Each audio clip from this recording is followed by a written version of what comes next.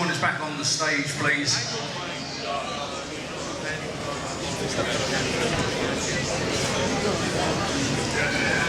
Don't blink! Don't blink! Don't blink!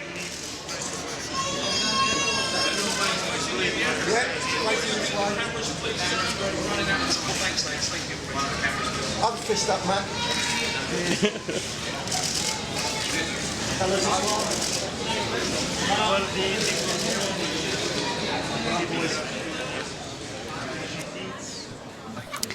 Well, this is your first time fighting up in Liverpool, and by the looks of it, they've put on a little pre-fight party for you. Eddie's done well. I wouldn't say it's just for me, but I don't know, you look like you're enjoying yourself over there. I'm caught up in the mix, that's for sure. I just sat down to get a nice cold drink of water after a little walk, and then 5 minutes later, you know, I think the guys inside had just finished the party themselves, and they come down and sat right next to us and brought the party where we were, so I was caught right up in the mix.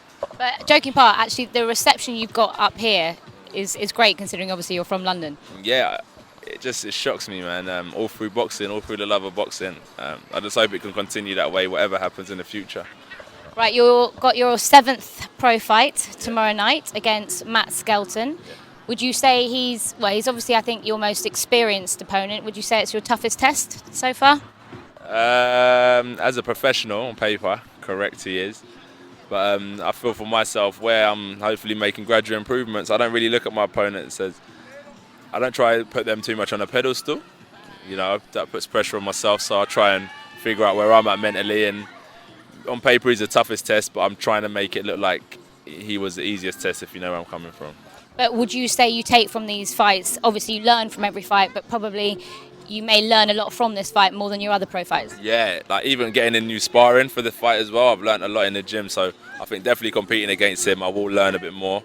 And, you know, maybe he'll take me places that I've never been, make me do stuff that I've never done before in the ring, and be interested to see how I cope if I go past the 3 rounds. This is your first, well, on paper it's your first 8-rounder, Yeah. so do you sort of compensate for that in training? Yeah, I always train for like the full 12. We do a lot more rounds than 12 rounds in the gym, but where I've never done it in the ring before, I can never say how I feel, but definitely compensating for that already in training is one thing from the beginning, but it's a completely different story when you get in there and do 10, 12 rounds. So I'll be interested to see how I cope.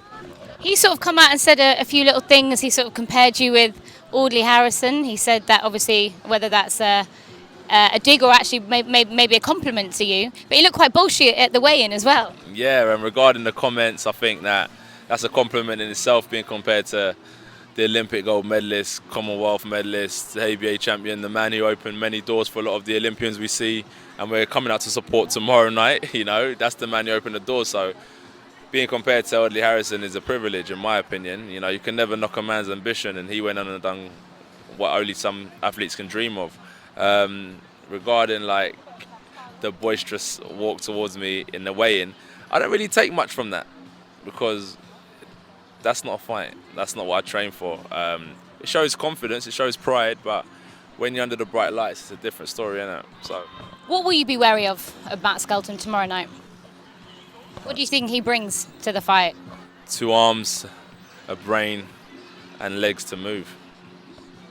And do you not think that part of his skills or anything, obviously being experienced, being, you know, an ex-world title challenger? Yeah, but they're all fighters at the end of the day.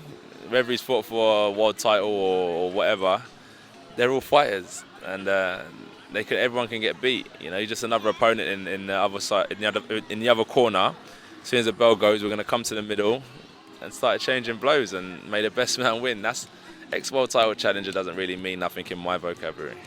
It's obviously been a great season for you. It's coming to an end. How would you sort of sum up the season so far? Really hard, tough, because training is always vigorous. I don't have much time and stuff like that, and I'm always tired.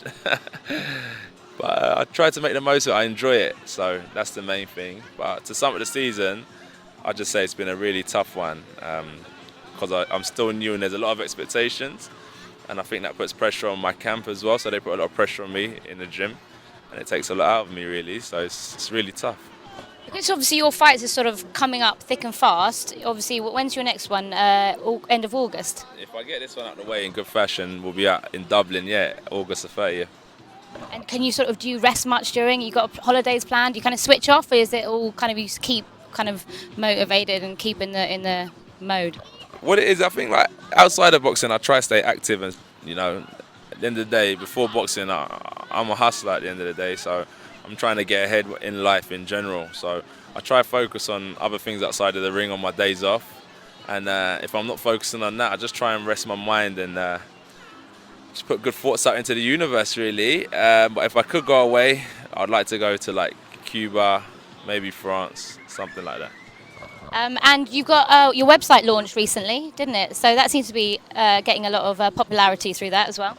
Yeah, the reason I invested in the website is because I think it's a main hub for people worldwide to kind of have a reflection of me and you and what anyone does. I think a website's important, so I invested in my website. It's gone well.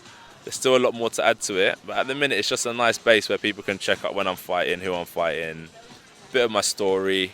And I sometimes let out some merchandise, some exclusive merchandise, as a way to give something back to my supporters, really.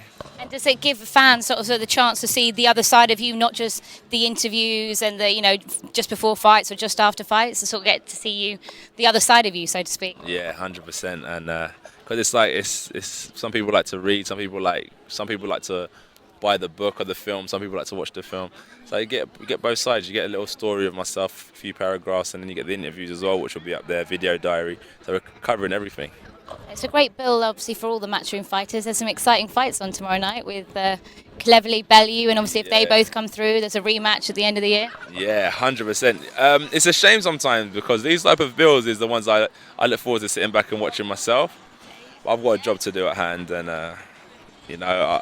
I'll be in the change rooms. I'll be in the change rooms nice and early watching it. And The champagne you just took down? No, that was it. Avocados and egg. Nice. So I'll be watching it. But it is an unbelievable bill. Big respect to all the fighters for turning up, fit and healthy, injury-free, to come and give a good show, man. So it's going to be really nice. And Eddie for organising it and, making it happen. So shout out to everyone involved. Obviously, last time I spoke to you, we were sat in Wembley just before that massive bill. How amazing was that to be part of that? Now it's all kind of over and you kind of look back and reflect. Yeah, not too long ago, was it? But amazing, as you said. Reflecting on it, I think that was the first time I boxed outdoors. I think it was. I enjoyed boxing outdoors as well because it's something completely different. I think when you're in an arena, it's all dark and then you've got all these bright lights shining down on you, so that's kind of like daunting in itself. So boxing outside was like natural, that was pretty cool. And same thing there. Luckily I was on nice and early, so I got to watch the Frotch and Gross fight just like a normal punter. Another successful knockout again? Yeah, all credit to Matt Leg, come out like he was Tyson, hooking shots from everywhere. But I had to get the job done in good fashion, and I did, so I was happy with that.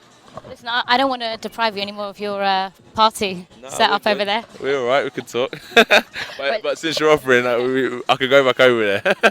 Listen, good luck tomorrow. Thank you. Fingers crossed it's the 7th successful win. Yeah. And we'll look forward to seeing many more coming up. Sophia, you're a star. Thank you for having me. Pleasure. Very much.